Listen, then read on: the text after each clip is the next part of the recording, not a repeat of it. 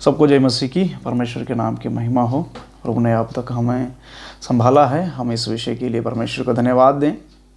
आशा करता हूँ आप सभी इस दिन में खुश होंगे और आनंदित होंगे। आइए हम प्रभु की वचन की ओर जाएंगे और प्रभु के वचन से कुछ बातों को देखेंगे और एक घटना जो बाइबल में घटी है उस घटना की ओर ध्यान करेंगे। मेरे साथ निकालिए प्रेरितों के कामों की पुस्तक, उसका 7 अध्याय, उसका 60 पद। यहाँ पर इस प्रकार से लिखा है, प्रेरितों के काम उसका 7 अध्याय 60 पद में इस प्रकार से लिखा है, फिर घुटने टेक कर ऊंचे शब्द से पुकारा, हे प्रभु ये पाप उन पर मत लगा, और यह कहकर वह सो गया।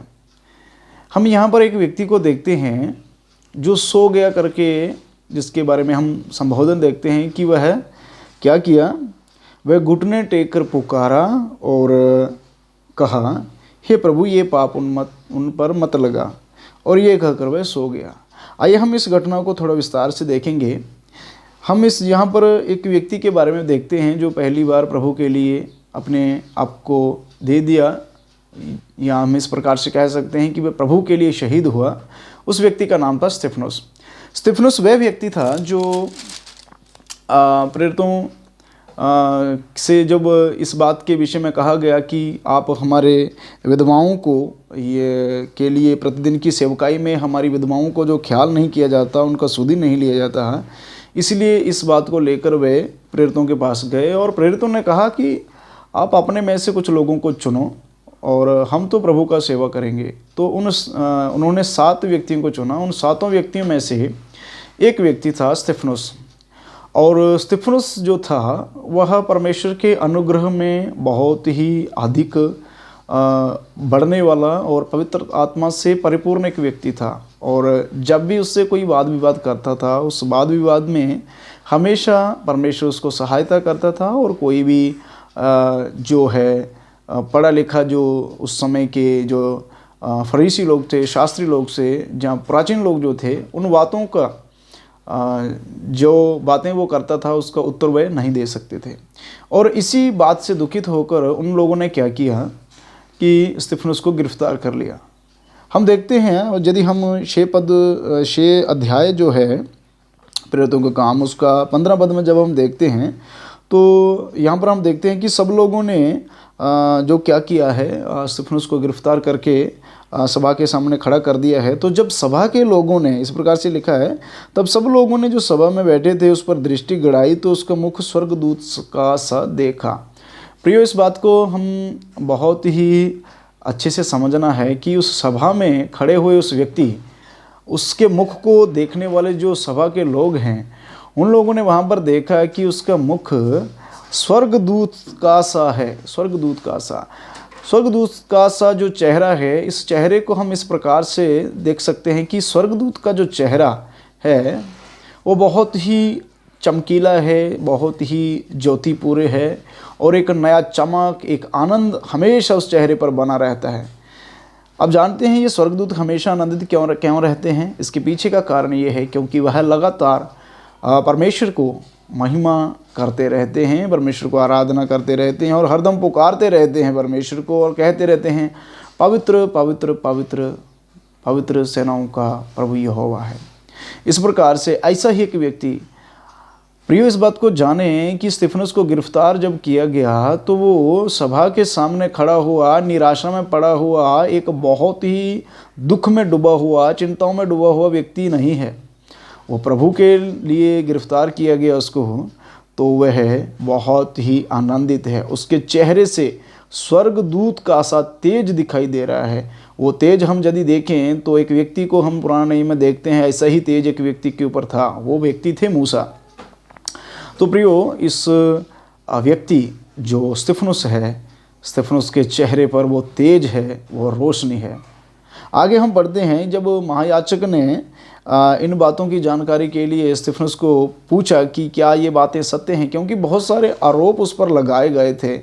उस पर आरोप लगाए गए थे कि ये मूसा की व्यवस्था को छोड़ने की बातें करता है, परमेश्वर के विरोध में बातें करता है, ऐसी बहुत सारी बातें हैं। तब स्तिफनुस ने जो है उत्तर उनको दिया है। उस उत्तर को हम देखते हैं 7 अध्याय में। जब हम 7 अध्याय उसका 1 पद से लेकर और उसका 53 पद तक पढ़ते हैं, वहाँ पर वो घटना है, उस घटना जो अब्राहम से लेकर यीशु मसीह तक के जन्म और उसकी जो यहूदियों ने उसको जो कलवरी के क्रूस पर उसको मृत्यु दंड दे दिया, जहाँ उसकी हम कह सकते हैं कि उसकी डिमांड उन्होंने पिलातुस के सामने रखी थी। और स्तिफनुस यहाँ पर साफ कहता है कि तुम लोगों ने उसको मार डालने वालों में तुम ही लोग उसमें शामिल थे।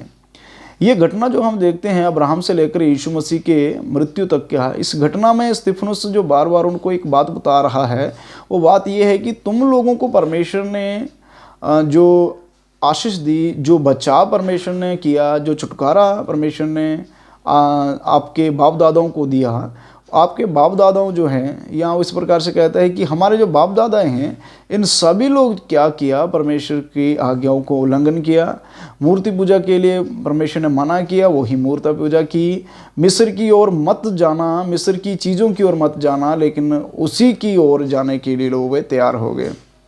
इन सारी घटनाओं को जब हम विस्तार से देखेंगे तो हम अच्छे से मालूम पड़ता है कि किस प्रकार से परमेश्वर के छुड़ाए हुए लोग परमेश्वर के ही विरुद्ध हो गए। सो इस घटना को बताने के बाद स्तिफनुस यहाँ पर साफ करता है कि तुम लोगों ने भी कोई भी अपनी तरफ से कोई भी ऐसी कसर नहीं छोड़ी कि यीशु मसीह को दुख ना दिया हो। तो इस प्रकार की घटनाओं को जब पूरी घटनाओं को स्तिफनुस ने उनके सामने रखा तब वह सब लोग बहुत ही दुखी हो गए, बहुत ही क्रोधित हो गए और एकदम से उसको मार डालने की इच्छा से भर गए। लेकिन अभी तक वो उस पर पथराव करने की तैयारी में तो थे, लेकिन उस पथराव नहीं किया। लेकिन जैसे ही उसने कहा मैं पवित्र, जब हम 55 आयत को पढ़ते हैं, परंतु उसने पवित्र आत्मा से परिपूर्ण होकर स्वर्ग की ओर देखा और परमेश्वर की महिमा को और यीशु को परमेश्वर की दाहिनी ओर खड़ा हुआ देखकर कहा, देखो मैं स्वर्ग को खुला और मनुष्य के पुत्र को परमेश्वर की दाहिनी ओर खड़ा हुआ देखता हूँ। तब उन्होंने बड़े शब्द से चिल्लाकर कान बंद कर लिए और एक साथ उस पर झपटे और उसे नगर के बाहर निकालकर उस पर पथराव करने लगे। गवाहों ने अपने कपड़े शाऊल नामक एक जवान के पाँव के पास उतार कर रख दिए। वह स्तिफनुस पर पथराव करते रहे और वह ये कहकर प्रार्थना करता रहा, हे प्रभु यीशु मेरी आत्मा को ग्रहण कर। प्रियो भाइयों और प्रिय बहनों, यो घटना हम इस समय देख रहे हैं। इस घटना में हम देखते हैं स्तिफनुस को जो गिरफ्तार कर लिया गया, उसने जो अपनी जो जितनी भी बातें उनके सामने रखी, उन बातों को देखकर वह बहुत ही क्रोधित हो गए। हम इस बात को जानते हैं कि उसने कुछ भी ऐसा नहीं कहा जो पवित्र शास्त्र में नहीं लिखा हो, ऐसा कुछ भी नहीं कहा जो उनके बाप दादों ने ना किया हो, लेकिन फिर भी वे इस बात को समझ नहीं पाया। और जब स्तिफनुस ने कहा कि मैं प्रभु को यीशु मसीह को परमेश्वर की दाहिनी ओर खड़ा हुआ देखता हूँ, और इस बात को जब उन्होंने कहा तो वह बहुत ही क्रोधित होकर बड़े शब्द से चिल्लाकर उसको पकड़कर घसीट कर नगर के बाहर लेकर उसको पथराव करके मार डाला। प्रियो, हम इस बात की ओर ध्यान करें, प्रभु यीशु मसीह के ऊपर झूठे आरोप बहुत सारे लगाए गए, लेकिन इन आरोपों को वे साबित नहीं कर सके। और इसलिए जब महायाजक ने प्रभु यीशु से पूछा, क्या तू परमेश्वर का पुत्र है, तब उसने कहा हाँ, और अब से तुम मुझे जो है परमेश्वर की दाहिनी ओर बैठे हुए देखोगे। तो इसी बात के ऊपर उन्होंने यीशु मसीह को क्रूस पर चढ़ाने का एक मात्र गवाही, एकमात्र निंदा, एकमात्र कारण जो है ठहराया। और दूसरी जगह हम यहाँ पर देखते हैं स्तिफनुस को भी इसी कारण, पहले तो वो बहुत सारा क्रोधित तो थे उस पर, लेकिन अभी तक उसको मारना चाहते तो थे लेकिन मारा नहीं। लेकिन जैसे उसने कहा मैं यीशु को परमेश्वर की दाहिनी ओर खड़ा हुआ देखता हूँ, वो इस बात पर बहुत ज़्यादा क्रोधित होकर उसको नगर के बाहर ले गए और वहाँ पर उसको पथराव करके मार डाला। लेकिन उस पथराव के बीच में स्तिफनुस ने जो प्रार्थना किया, उस प्रार्थना की ओर ज़्यादा आप ध्यान दीजिए। उस प्रार्थना में उसने कहा, हे प्रभु यीशु मेरी आत्मा को ग्रहण कर। उन लोगों से बचने के लिए या उन लोगों से उन लोगों के विनाश के लिए, उन लोगों की हानि के लिए ऐसा कुछ भी प्रार्थना उसने नहीं किया। उसने कहा प्रभु मेरी आत्मा को ग्रहण कर। और दूसरी जो बात हम यहाँ पर देखते हैं, उसने कहा ये पाप उन पर मत लगा। मेरे प्रियो, स्तिफनुस को पथराव करने वाले लोगों के विषय में स्तिफनुस का जो प्रार्थना है, उस प्रार्थना की ओर ज़्यादा ध्यान दीजिए। उसने कहा ये पाप उन पर मत लगा, यानी कि पूर्ण रीति से उनको क्षमा करने की प्रार्थना जो है वो परमेश्वर के सामने रखता है। ऐसा नहीं है वो केवल उसकी प्रार्थना है, लेकिन स्वयं भी वो इस बात को चाहता है कि परमेश्वर इनको क्षमा करे। मेरे प्रियो, आज दुनिया में बहुत सारे लोग हैं जो दुश्मनों को क्षमा करने के लिए प्रभु ने जो शिक्षा दिया, उस शिक्षा की बातें तो करते हैं, लेकिन स्वयं अपने मसीह भाइयों को, मसीह बहनों को वो उनकी गलतियों के लिए क्षमा नहीं करते हैं। यहाँ पर हम प्रभु की शिक्षा को पालन करने वाला एक व्यक्ति, प्रभु ने कहा मेरे कारण तुम्हें लोग सताएंगे, इस बात को एक्सेप्ट करने वाला और प्रभु के लिए मरने वाला एक व्यक्ति की प्रार्थना को आप देखिए, उस प्रार्थना की ओर ध्यान दीजिए। मेरे प्यारे प्रियो, इस प्रभु का दास स्तिफनुस का मृत्यु से जो घटना घटी है, इसके बाद जो उपद्रव हुआ है, उस उपद्रव के बाद जो परमेश्वर की कलीसिया को सताने वाला एक बहुत ही कट्टरबंदी, एक विरोधी मनुष्य शाऊल प्रभु को उद्धारकर्ता के रूप में ग्रहण किया। और उसके बाद वो पौलुस कहता है मैं उस व्यक्ति, उस जवान के, उसका जीवन के उस बलिदान को वो अपने जीवन में लागू किया।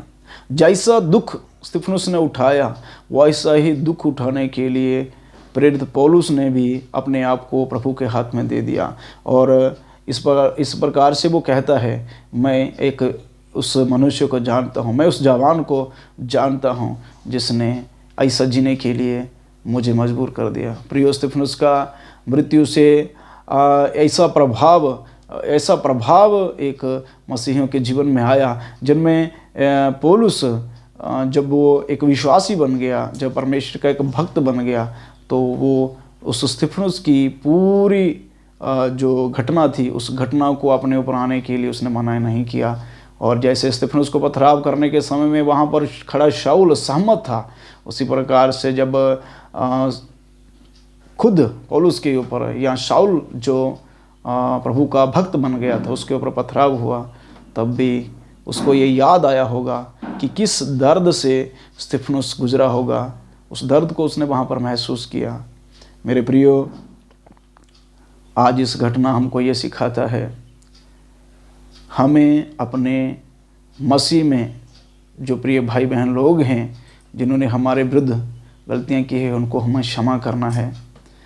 प्रभु ने तो दुश्मनों को क्षमा करने के लिए कहा, लेकिन आज के इस वचन के द्वारा मैं आपसे ये बात कहना चाहता हूँ कि दुश्मनों को तो हम माफ़ कर देते हैं, या कुछ लोग नहीं भी कर पाते होंगे। इस बात की ओर मैं ज़्यादा ध्यान नहीं देना चाहता और ना ही आपको इस बात की ओर लेके जाना चाहता हूँ, क्योंकि ये विषय लंबा हो जाएगा। लेकिन मैं आपके सामने इस बात को रखना चाहता हूँ, कम से कम मसीह में जो आपके भाई लोग हैं, आपकी बहनें हैं, उनके गलतियों को, जो आपके साथ रहते हैं, आप एक ही चर्च में इकट्ठा होते हैं, एक ही कलीसिया में जाते हैं, फिर भी आप एक नहीं हैं। प्रियो, मैंने बहुत सारे ऐसे लोगों से मिला, जो लोग मिलते हैं तो कुछ भी अपनापन उनमें दिखाई नहीं देता। एक मसीही का जो प्रेम है, मसीहियत का जो प्रेम है, उस प्रेम उनमें बिल्कुल भी दिखाई नहीं देता, एकदम अलगाव है उनके। लेकिन बहुत सारे लोगों में से मैं ऐसे मिला हूँ जिनका मिलने के समय में ऐसा लगता है, भले हम पहली बार मिले हों, लेकिन ऐसा लगता है जैसे वो हमारे ही परिवार के क्यों ना हों, या इस प्रकार से महसूस होता है ये हमारे ही लोग हैं। प्रियो, ये इसलिए ऐसा होता है क्योंकि वह प्रेम करते हैं, हम भी प्रेम करते हैं, और जैसा प्रभु ने कहा है हमें एक साथ मिलकर रहना है। इसलिए एक साथ मिलकर रहना है तो हमें एक दूसरे के प्रति जो मन में विरोध है, उस विरोध को मिटाना पड़ेगा। इस विरोध को मिटाने का एक ही तरीका है कि हम अपने प्रिय भाइयों को, अपनी बहनों को, जो एक साथ ही हम लोग परमेश्वर को आराधना करने के लिए इकट्ठा होते हैं, उनको क्षमा करें। और इस बात को हम याद रखें, स्तिफनुस का जीवन हमें दिखाता है, हमारे सताव के समय में, हमारे दुख के घड़ी में हमें दुखी नहीं होना, प्रभु के लिए जीना और प्रभु के लिए मरने का जो हमारा कसम है, जो वादा हमने परमेश्वर से किया है, उस वादे पर खरे उतरना है। और लोगों को ये देखकर हैरानी होनी चाहिए कि हम प्रभु के लिए कैसे खड़े हैं। लोगों को ये देखकर ऐसा एहसास नहीं होना चाहिए, ऐसा नहीं लगना चाहिए कि हम प्रभु के कारण पकड़वाए जाने से बहुत दुखी हैं। जैसे स्तिफनुस के चेहरे के ऊपर वो तेज था, वैसा तेज हमारे चेहरे के ऊपर हमेशा बना रहे, वो आनंद हमेशा बना रहे, जिससे हम ये साबित कर सके कि हम अपना प्रभु का बच्चे हैं। और दूसरी बात, हमेशा क्षमा करें, दुश्मनों को ही नहीं बल्कि अपने प्रिय भाई बहनों को भी क्षमा करें। और तीसरी बात हम यहाँ पर देखते हैं, प्रभु के लिए उस सोया हुआ व्यक्ति का प्रार्थना जो है वो कहता है, मेरी आत्मा को ग्रहण कर। मृत्यु को सामने देखकर ये नहीं कहा प्रभु मुझे बचा, उसने कहा मेरी आत्मा को ग्रहण कर। हमें हमारा मृत्यु को एक्सेप्ट करना है, हमारे हर प्रकार से आने वाले विरोध को एक्सेप्ट करना है, क्योंकि इसके पीछे हम जानते हैं कि हम जैसे ही इस जगह को छोड़कर जाएंगे हम हमारा प्रभु से मिलेंगे। हमारा प्रभु आजकल युगानुयुग सदा जीवित परमेश्वर है। आइए हम इस बात की ओर ध्यान करते हुए, हमारा परमेश्वर हमारे साथ है, इस बात पर विश्वास करते हुए हमारे इस मसीह जीवन में आगे बढ़ें और हमारे प्रिय भाई बहनों के साथ जो अलग अलग जगहों में हैं उनसे मिलकर रहें। हमारे कलीसिया में हमारे प्रिय भाई बहनों के साथ जो हमारा मन मुटाव है, उन मन मुटाव को मिटाकर हम एकजुट होकर मिलकर परमेश्वर को महिमा करें और मिलकर प्रभु के कार्य को आगे बढ़ाएं। आइए हम इस विषय के लिए प्रार्थना करते हुए इस छोटे से वीडियो को समाप्त करते हैं। प्यारे प्रेम पिता परमेश्वर, हम आपसे प्रार्थना करते हैं, दयालु परमेश्वर, इस वीडियो को देखने वाले जितने भी हमारे प्रिय भाई बहन लोग हैं उनके ऊपर तेरे महान आशीष आए। प्रेम पिता परमेश्वर, आपसे प्रार्थना करते हैं उनके जीवन में जो आत्मिकता का कमी है उस आत्मिकता की कमी को दूर करें। परमेश्वर पिता, आपसे प्रार्थना है आप दया करें और अनुग्रह करें मेरे प्रेम पिता परमेश्वर। आज का वचन प्रभु जी लोगों के हृदयों को खोले और आपस में भाई बहनों, मसीह भाई बहनों के बीच में जो मन मुटाव है उस मन मुटाव को मिटाकर मेल मिलाप से रहने के लिए प्रभु आप उनको मदद करें, सहायता करें। प्रभु तेरे सुरक्षित हाथों में इन सारी बातों को सौंप देते हैं। हमारे उद्धारकर्ता प्रभु यीशु मसीह के नाम से इस छोटे प्रार्थना करते हैं, सुनकर ग्रहण करें हमारे स्वर्गीय पिता, आमीन। परमेश्वर सबको आशीष करे, सबको जय मसीह की। परमेश्वर आपको आशीष दे, आप प्रभु में बढ़ते रहें और परमेश्वर की महिमा आपके जीवन से होते रहे।